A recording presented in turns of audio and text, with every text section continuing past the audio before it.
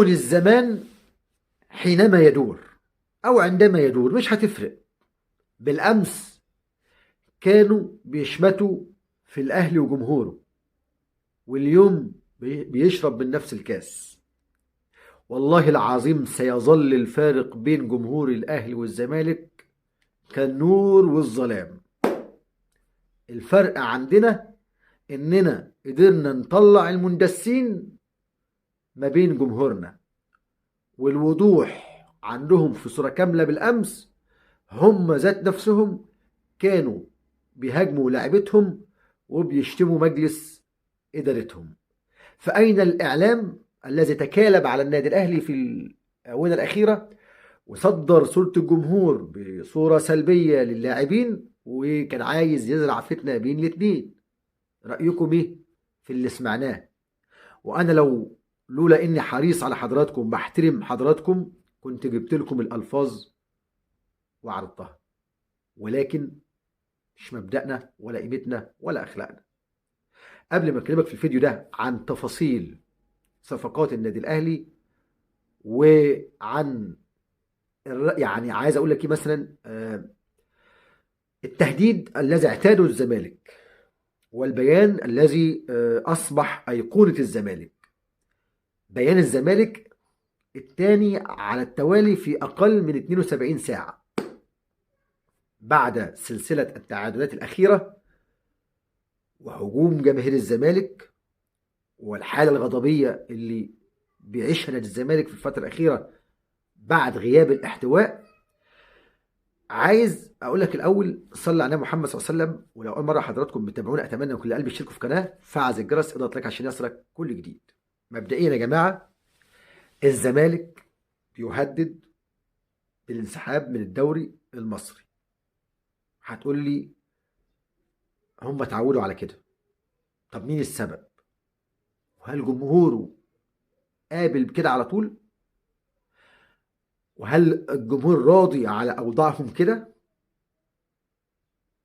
مش عارف. السؤال ده لكل زملكاوي عاشق لناديه.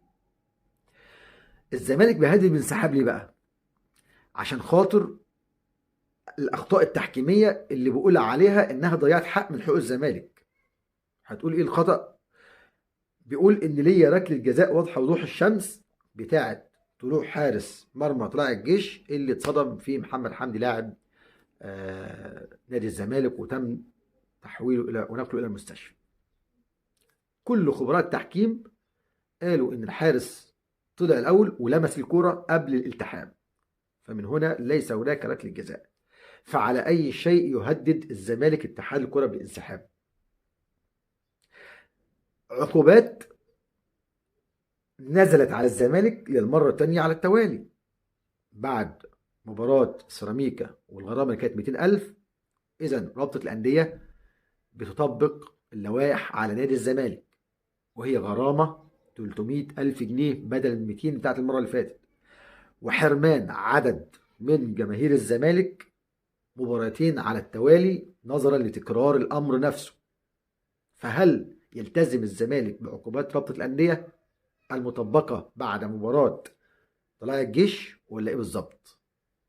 يعني أنا مش جاي أشمت، ولكن بقول الزمالك لو بص في ورقته هيكون مركز وماشي. لأنه الزمالك لو استمر على هذا الحال والله ربما يعني مش عايز اقول هيكون في التسعه التانيين اللي هم هينافسوا على الهبوط. هو مش هيهبط، بس هتبقى شكلها وحش جدا لما يكون تبع التسعه التانيين. نروح بقى لكولر عشان خاطر ما نطولش على حضراتكم. صفقة بغداد بنجاح لم تتم، ولم يفتح النادي الأهلي ملف التفاوض على الإطلاق، لأنه الفريق اللي بيلعب فيه بغداد بنجاح متمسك باللاعب نظرا لتألقه في الفترة الأخيرة وكونه هداف الدوري، وما زال عقده ساري مع الفريق.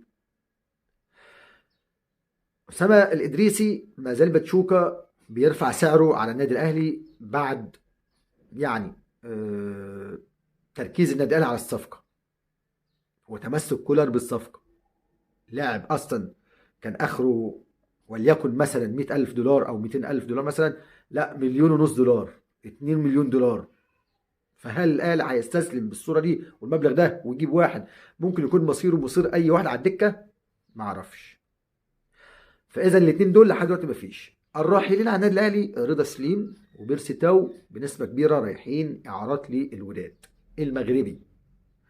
هتقول لي هو الاهلي خايف يسيب بيرسي تاو والزمالك ياخده؟ ما اعرفش برضه، ولكن الاهلي عايز يديهم فرصه بره انهم يلعبوا يكتسبوا ثقه وادائهم يرتقي الى افضل مما هو عليه. كده انا خلصت مجموعه الاخبار في عجاله، وبشكركم جدا، ويا رب دايما تكونوا في ظهرنا على طول. دمتم في رعايه الله، والسلام عليكم ورحمه الله وبركاته.